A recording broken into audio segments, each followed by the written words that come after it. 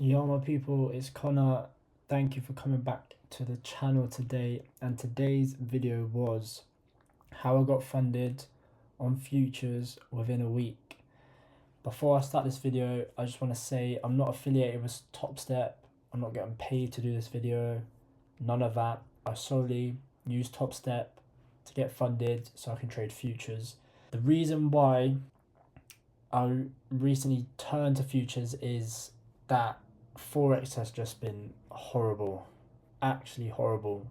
I haven't enjoyed trading it. Price action is not even there.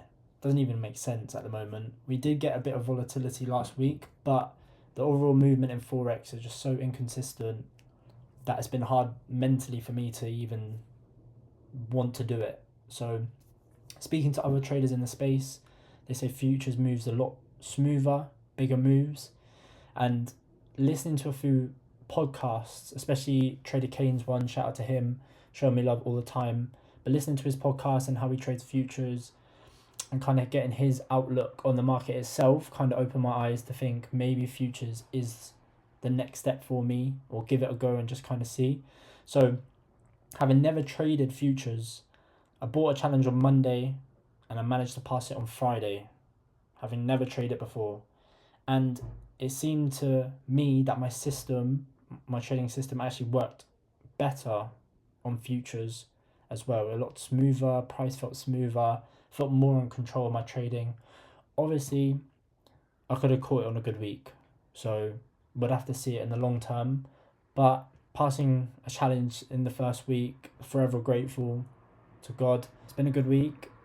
Hopefully, this is the first of many plans with hopefully Topstep in the future, other brokers, let's see. But like I said, I'm not affiliated with them. I'm not getting paid to do this.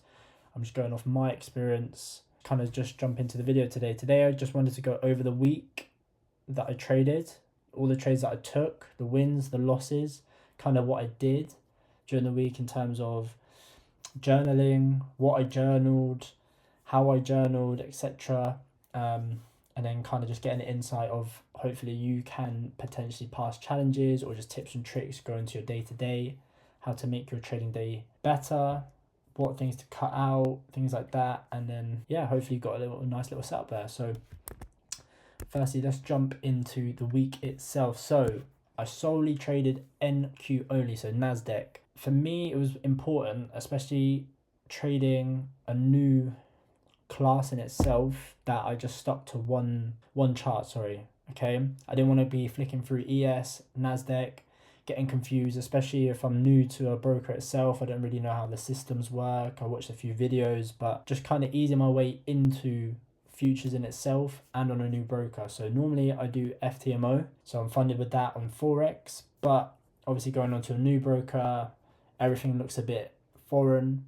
So just kind of getting used to the routine of that. From the experience itself, Topstep actually felt pretty good. Very, very good features on there. One of the good features is you can actually set what your stop loss will be on every trade and what your take profit will be.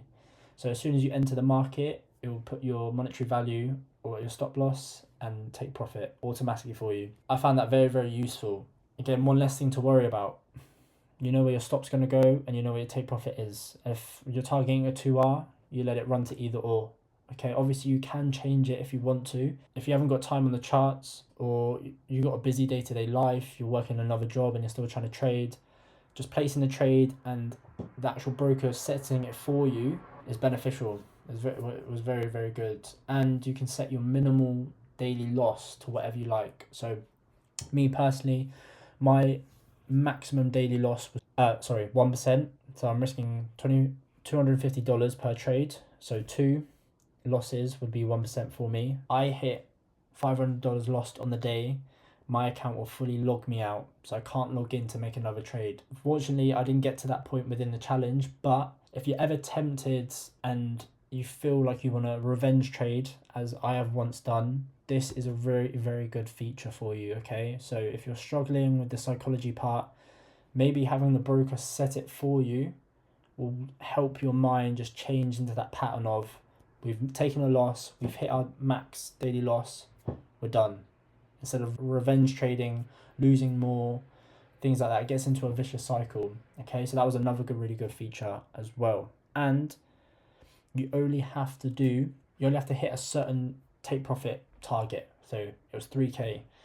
Normally with a few other challenges I've done, you have a phase 1 and then you have a phase 2, but this is just solely a phase 1. So once you hit your target, you get to keep the account. As I keep saying, I'm not affiliated with Topstep at all, but I'm just very, very pleased and happy with their services at the moment. So fingers crossed. But yeah, we'll get into the video. I'll show you all the trades. I'll show you my mindset going into each day. And yeah, hopefully you can take something from it. So we've got a clean chart here, but if I flick to the chart with all my drawings on, it gets messy. Okay, as you can see. On the weekly, as you can see, we are very, very bullish. Prices traded all the way down, taking sell side liquidity here, traded back up, again back down, optimal trade entry and displaced higher. So for me, this high up here is the next likely draw on liquidity, especially with how the previous week candle closed within the weekly fair value gap. Can you see a very bullish close? So I was expecting again a swing to form and then for us to trade up higher. On the daily time frame, or as I'm going into the marketplace and I'm bullish, you always want to see the opposite side of the market get taken out first before entering your trade. That's what I kept telling myself. Kept telling myself that every day. So if you're bullish, you want to see sell side be taken first. Okay, you always want to see the opposite side of the marketplace getting taken. You want to enter the trade when everyone else is thinking we're going to go lower, we're going to short. Okay, that's the mindset to have. So when price is going lower, you should be looking for an entry there if you're bullish. Okay, if you want to get the optimal entry. Monday trading day, obviously we didn't have any news. Well, I was hesitant. Okay, I was just cautious to see what price was looking to do. Obviously it's a Monday. And so yeah, going on to Monday's trading day, as I am bullish, but keeping in mind it's Monday, it's the start of the week and we have no news, I was just looking for short-term levels to trade up into. Okay, I realized that price would still have to print an optimal trade entry on the higher time frames, take some sell side liquidity on the higher time frames, so like daily lows, before we see real upside movement. Okay, so going into Monday, as you can see, the New York Open and the London Kill Zone are here. So 3 a.m. London Kill Zone, what do I say? It's either going to take liquidity or fill an imbalance. Sorry. Okay. So price on London trades up, fills an imbalance, 15-minute fair value gap, and then displaces lower. As I'm bullish leading into New York, I tell myself I want to see a sell side raid, and then I want to see displacement, all coupled with time as well. So even though I believed that we were eventually going lower, potentially, I wanted to see price trade into the 4-hour fair value gap, and then I wanted to see price tell me which direction it was going to go. So I was only going to trade price into the 4-hour fair value gap, and then I kind of wanted to see if price traded through it or rejected from it and come lower. Leading into New York, this obviously 4-hour fair value gap was left open. So for me, that was a likely draw on liquidity.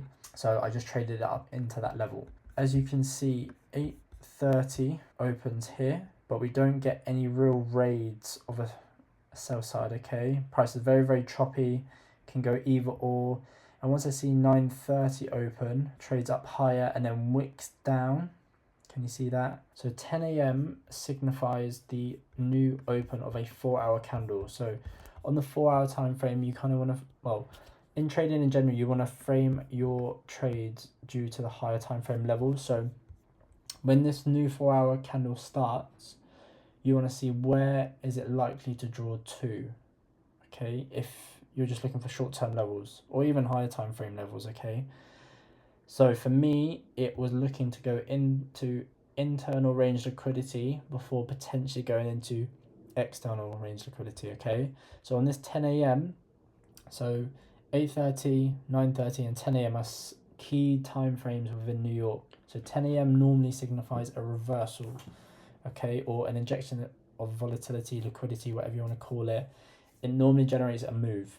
Okay, so when I see 9:30 trade down here below on the 9:45, takes out a short-term low and I'm bullish. On the 10 a.m, I drop down to the lower time frames, and as I see bullish reaction from that candle, reacting off the higher, the 1 hour fair value gap, and we're starting to trade through these time areas here, 8:30, 9:30.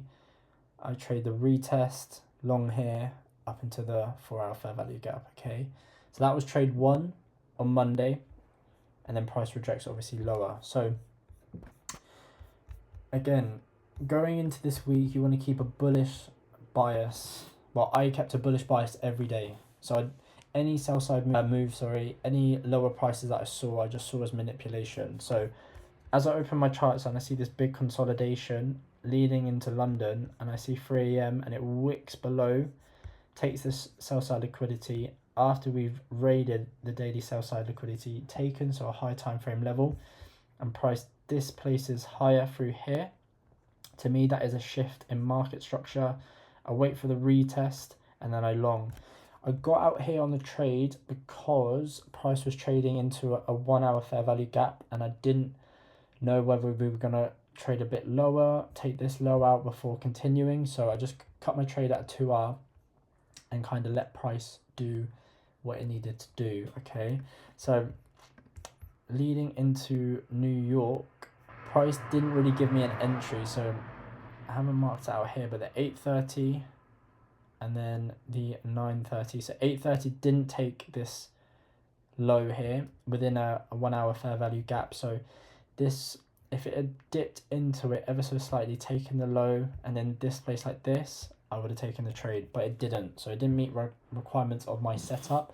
So 9:30 again with 10 a.m. fills an imbalance, trades up higher, and then runs for the buy side up here. But it is what it is. It didn't meet my requirements of the setup, so I'm not going to chase price. Okay, it's good. It's okay to miss trades if they don't meet your setup requirements. Remember that. Okay. So leading into Wednesday, which actually gave me my first loss of the trade. Okay, but we'll review that in a sec. I'm bullish, so I want to see price potentially trade down, take sell side liquidity, trade into a higher time frame level. So I see price below New York and 3 a.m. London kill zone, trades into a 4 hour fair value gap. 3 a.m. takes a short term low out here and then displaces higher. Again, a retest of the low just taken, and then on this candle, as I see bullish reaction here, a long on the lower time frames and then into a 1 hour fair value gap. We could have left a runner, but when I saw this wick and rejection here, I was potentially anticipating a swing lower, so I just cut the trade. But keeping in mind that we're bullish, we want to see price break through these levels, okay? But again, you live and learn. I still target at 2 hour roughly, so is what it is. I'm not going to worry about that.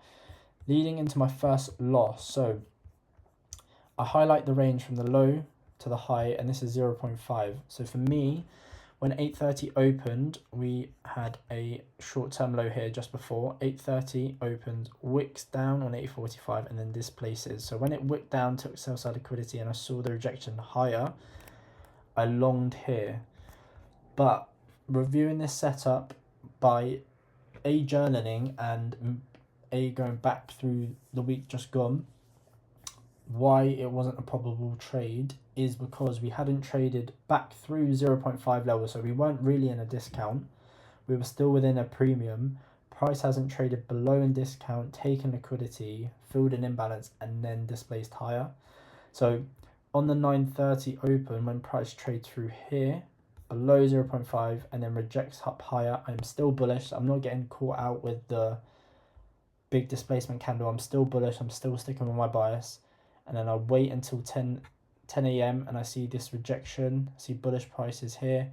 Again, trading through these prices, and then you long up until the buy side. So took a small loss, but I'm obviously caught a good move with this move here as well, okay?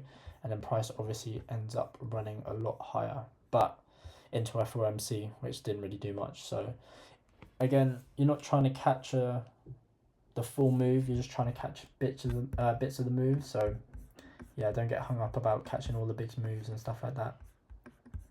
So leading into Thursday, which was CPI, again still bullish. So we got all these equal highs here, up here, can you see? So yeah, I didn't really take many trades in London, to be honest, because London didn't really offer me the discount, the OTEs that I was looking for. So leaning into London, I'm just obviously waiting for 8:30. So 8:30 opens, it gets a wick up, tricks early longs, and then fully displaces lower.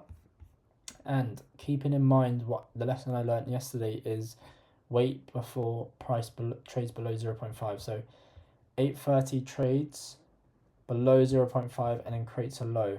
Okay. And then I'm anticipating 9:30 to open, and then I want to see if this 8:30 low holds or it gets taken out one more time before then displacing higher. So when 9:30 opens, I'm anticipating to see what price is looking to do. 9:45 wicks down, trades down, and then immediately rejects here. So again, below 0.5 in a higher time frame level and a 4-hour fair value gap, we see a good reaction higher. And then on the 10 a.m. again signifies a reversal for me within my model. So I drop down to the lower time frames, I long, and then I end up getting up at the buy side, okay, as well. So this left me in a good position to pass on Friday. So I was anticipating, hopefully fingers crossed, that I was going to pass on Friday. And then again, so I took my second loss on Friday, but again we recovered. Okay, so again, kind of ignoring London at the moment, it doesn't really offer you much while trading. So New York, so we've got a news release at 8:30, so it consolidates here, we see a manipulation on 8:30, early longs, takes up buy side, and then wicks down. So I'm anticipating a sell side raid, as I mentioned. So we highlight the short term low, I see 8:30 trade down into 9:30. So this is the manipulation swing here, and as I see this price reaction here, I'm anticipating bullish prices. We've got SMT with ES is making higher highs already. I long here, but I forget, or not forget, it's a mistake on my part that I didn't check that there was 10 a.m. orange folder news. So a long price takes me out on the 10 a.m. Can you see that wick here? Again, just raid sell side one more time through 9:30 a.m. And then once I get taken out and I start to see this bullish reaction here, I then re-enter the marketplace and then get my take profit around these levels here, these highs here. Okay. So yeah, that was it in essence. That is all my trades that I took to pass this challenge. Very, very clean price action. I mean, the model works to a T on this. If you watch my previous episodes of London 3 a.m. and then the New York kill zone 8:31 as well, that pattern repeated every day this week. Okay, I'm not going to say it's going to repeat every day on every asset class all the time, but this week especially, it just seemed to all click in. Okay. One thing that helped me out passing this challenge was journaling. Okay, so I journaled every day. I journaled the full day in review, all my trades, my psychology before, during, and after the day. And I found just getting your thoughts out, everything that you felt in the day, kind of refreshes you for the next day, so you're not carrying anything across. So kind of enter the marketplace in a fresh mind, and yeah, it just seemed to work really. So yeah, I'll be journaling all my future trades with the funded account on here as well. So if you're looking forward to that journey, please let me know. If you want that, just let me know as well. And I can do this like a weekly review type thing of all my trades, what I saw, why I didn't take the trade, why I did, and things like that. So yeah, if you're enjoying the content, like, comment, and subscribe, and I'll see you on the next video. Peace.